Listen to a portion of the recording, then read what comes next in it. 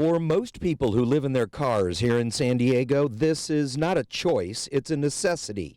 It's the only thing that's keeping them from pitching a tent on the sidewalk. It's just a shell game that the city is playing, moving people around.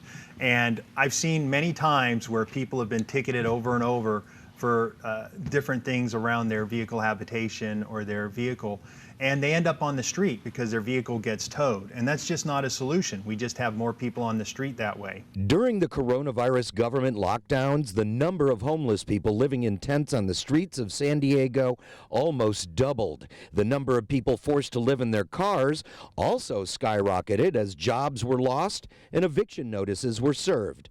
According to homeless advocate Michael McConnell, the city is now cracking down on people who are living in their cars. He's a Afghanistan combat vet who's now disabled and just waiting on the VA, working with the VA to get some assistance in housing.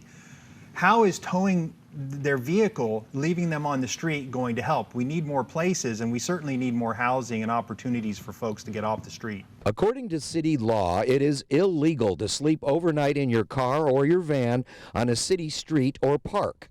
Knowing that the numbers are growing, the city has hired a nonprofit to operate 3 so-called safe parking lots around San Diego. Safe lots that fill up fast. I think it's because there's so many more people forced to live in their vehicles that have been evicted or can't afford the rent.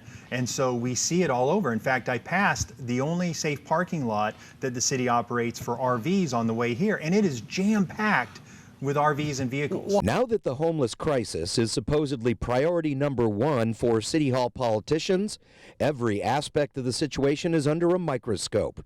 Unfortunately, looking at a humanitarian crisis and solving it are 2 very different things. I think the city is asking the wrong questions. They're asking, how can we reduce the visibility of homelessness, instead of, why are so many people experiencing homelessness in San Diego, and what can we do to help